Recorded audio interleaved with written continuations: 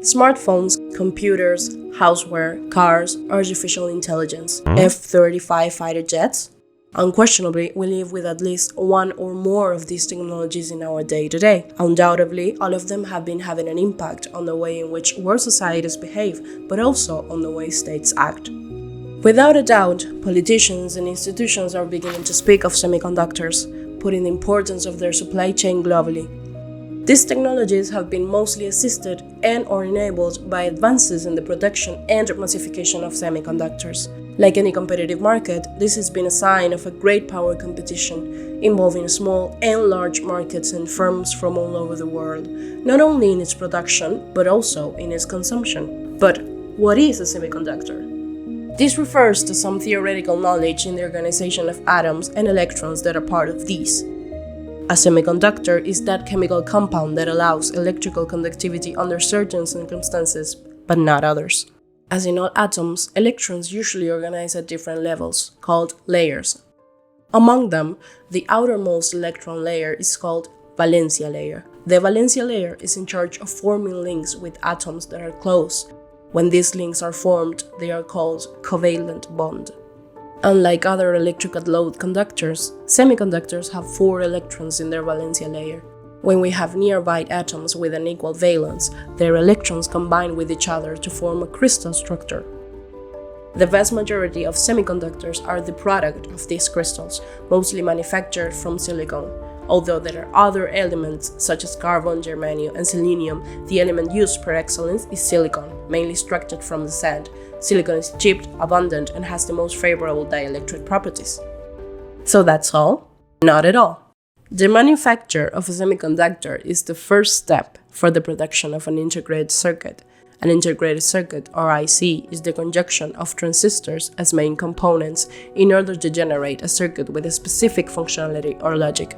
A transistor is a small device composed of several layers of semiconductors, being each of them capable of controlling an electric current, amplifying them, and working as a gate with each other. The first transistor in history, built by John Bardeen, Walter Bottain, and William Shockley in 1947, employees of the United States Bell Labs company, currently AT&T, did not use silicon, but a germanium block which had 2 gold contacts located closely with each other and in contact with the aforementioned compound. This device, capable of amplifying electrical signals, had the approximate size of the palm of a hand.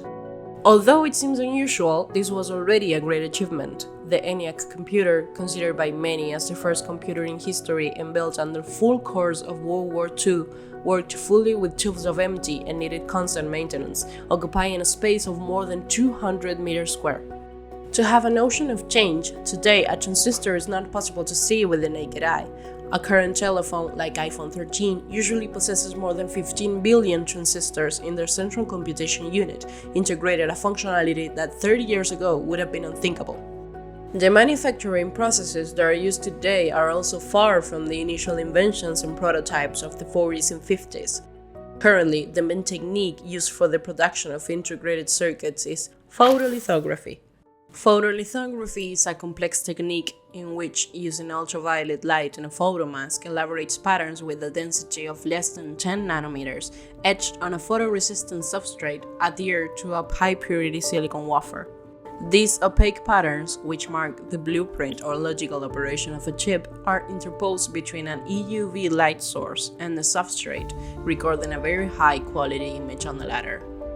After this, the wafer is placed in high-temperature ovens in order to solidify the film. Finally, impurities are cleaned with nitric acid solutions, thus preparing the wafer for dissection and encapsulation in integrated devices, microprocessors, and graphic chips, among thousands of other applications. Apple, Intel, Nvidia, AMD, and many others prefer to outsource the production of their computing processors. The importance of these intermediate products lies in the fact that they constitute the main functions of our devices. This not only applies to mass consumer goods such as cell phones and notebooks, but also to servers and data centers, satellite navigation systems in automobiles, industrial machinery, services and programs assisted by artificial intelligence on the internet, commerce, industry, and academia, as well as in part of the defense systems of most countries in the world. Invariably, the oligopolistic logic of this market dictates few agents involved, where they compete in a constant race to control the technologies and tools necessary to produce the most complex chips at the lowest possible price. It is a price-sensitive industry, but it also requires an abundance of highly qualified labor and a large investment in the production of intellectual property. This is the main reason why most chips developers do not own their own semiconductor plants. Today, the importance of the semiconductor supply chain is increasingly taking priority in the national interest of the United States and China, as well as those other countries involved in these processes, such as Taiwan, South Korea, Japan, Netherlands, and Germany. This is because we are facing an industry capable of exercising control and influence over the majority of activities that societies in the world carry out. Large states are aware of this, and their purpose is to generate the most favorable conditions for their international positioning under the dimension of IT. This is achieved through investment agreements or large-scale export controls between public and private entities, having a very strong institutional weight. That is why it is said that semiconductors have become a state policy.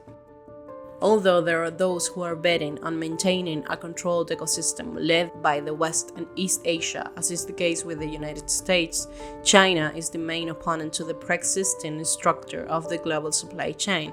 One of the main objectives of the Made in China 2025 agenda is the indigenous development of Chinese semiconductor production. The CHIPS and Science Act, approved by the US Congress in mid-2022, as well as the Made in China 2025 initiative, is an imminent response to the need to generate more competitive conditions in the sector while maintaining the current order and concept of national security. For both powers, the effectiveness of these policies remains to be seen.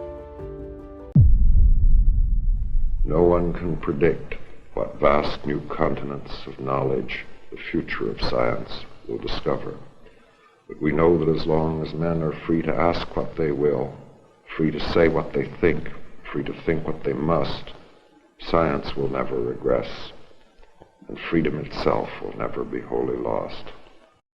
If you like this video, please like and subscribe to our channel to see more videos like this. CESCOS is an organization that studies challenges and opportunities for the open societies, always defending freedom. That is why we invite you to donate in the link on this video's description so that we can keep creating content like this.